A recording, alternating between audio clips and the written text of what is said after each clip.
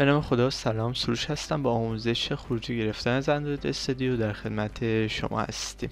خب شما وقتی پروژهتون آماده است و همه کارتون رو که می‌خواستین روش انجام بدین انجام دادین، برای خروجی گرفتن کافیه بیاین روی تب بیلد و گزینه جنریت ساینگت باندل APK رو انتخاب بکنید. خب تو مرحله اول ازتون میپرسه که شما نسخه APK میخواین یا باندل، که ما APK میخوایم. نسخه باندل رو کارش نداریم، میتونید برید در موردش مطالعه بکنید.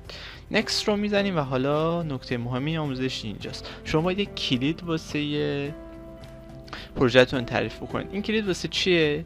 واسه اینه که حتی اگه یه نفر تونست از پکیج نیم شما واسه پروژهش استفاده بکنید، نتونه اون رو در هیچ مارکتی منتشر بکنه، به این دلیل که این کلید داره و باید با همون کلید منتشر بشه. و نکته که مهمه اینه که شما حتما این کلیدها رو باید در یک جایی ازش محافظت بکنید. چرا؟ چون اگه بخواید پروژهتون رو آپدیت بکنید حالا توی هر مارکتی، دوباره باید با همون کلید ازش خروجی بگیرید، وگرنه ازتون قبول نمیکنه.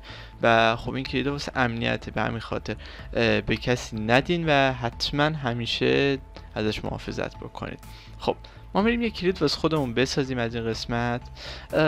ببینید شما دو تا کلید باید بسازین، یکی کی استور پس و یه دونه الیاس. به طور خلاصه یا به طور مثال بخوام مفهوم اینو بهتون توضیح بدم، اینه که شما توی این قسمت یه دونه دسته کلید واسه خودتون درست میکنید و توی قسمت کی هر چند تا کلید که بخواید میتونید بهش اضافه بکنید. حالا بهتون میگم کجا. این به این خاطر است که شما بتونید با یک کلید چند تا برنامه رو خروجی بگیرین و این نشون میده یه دونه کلید چقدر مهم هست. خب اینجا باید بیایم یه مکان واسه این کلیدمون مشخص بکنیم. حالا مهم نیست، شما میتونید انتخاب بکنید بعد هر جا که خواستین انتقالش بدین. حالا مثلا من میارمش توی همین پوشه. اینجا یه اسم واسش انتخاب میکنیم، میذاریم کیه من. سعی کنیم اسپیس هم نزنیم، از خط تیره استفاده بکنین. خب اینجا ازتون یه پسورد میخواد، یه پسورد واسش میذارین. خب دسته کلیدمون ساختیم. حالا میایم یه کلید واسش تعریف میکنیم، مثلا اسمشو میذاریم کلید 1. خب این هم باز واسش یه پسورد تعیین میکنیم. خب حالا توی قسمت بعدی بهتون میگه که چند سال میخواین این کلید واسهتون کار بکنه. به صورت دیفالت رو 25 تنظیم هست و 25 سال خودش زمان زیادیه، فکر نمی‌کنم لازم باشه تغییر بدین. حالا اگرم دوست داشته باشین میتونید تغییر بدین، هر عددی میخواین اینجا بر اساس نیازتون استفاده بکنید. توی قسمت سرتیفیکیت ازتون میخواد که اطلاعات خودتون رو وارد کنید. معمولا اینو دیگران خالی میذارن، اما من بهتون پیشنهاد میکنم از اونجایی که گوگل جدیدن تدابیر جدیدی واسه امنیت پروژه‌اش قرار داده، حتما این رو پر بکنید. به هر صورت شما وقتی تو ایران این کلیدها رو بسازید، گوگل ازتون مشکل رو میگیره، پس شما دستش بهونه ندید. خب اولی ازتون میخواد اسمتون رو وارد کنین. حالا من اسم خودم رو وارد میکنم. دومی ازتون میخواد که سمتتون توی اون ارگان یا اون تیمی که دارین رو وارد کنین. مثلا من ادمین رو وارد میکنم. بعدی میگه که اسم تیمتون، اسم ارگانتون یا اون جایی که توش کار میکنین رو وارد بکنین. من اسم تیمم رو وارد میکنم. بعدی بهتون میگه که شهر محل سکونتتون رو وارد بکنین و بعدی هم بهتون میگه که ایالتتون رو وارد کنین. خب ما ایالت که نداریم، پس یه استان رو ما وارد بکنیم. و آخری هم بهتون میگه که کد کشورتون رو وارد بکنید.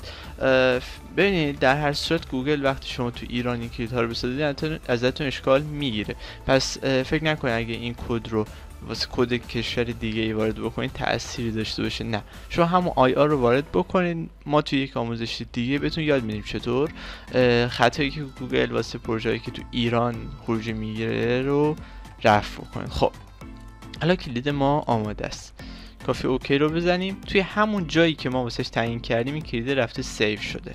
خب توی این قسمت کی الیاس شما میتونید اینجا انتخاب بکنید و بازم کلیدهای جدید واسه این پروژهتون بسازید که ما نیاز داریم. فعلا همین رو استفاده میکنیم و اینجا هم حالا فعلا اومده خوش پسوردا رو وارد کرده. اگرم نبود اشکال نداره، شما مثلا بخواید واسه یه پروژه دیگه استفاده کنید، از اینجا دوباره چوز رو میزنید، میرید همون کلید رو همون جایی که بود برش میدارین، این بود دیگه، و بعد اینو خالی میشه به این شکل. و بعد دوباره پسوردتون رو وارد میکنین دیگه.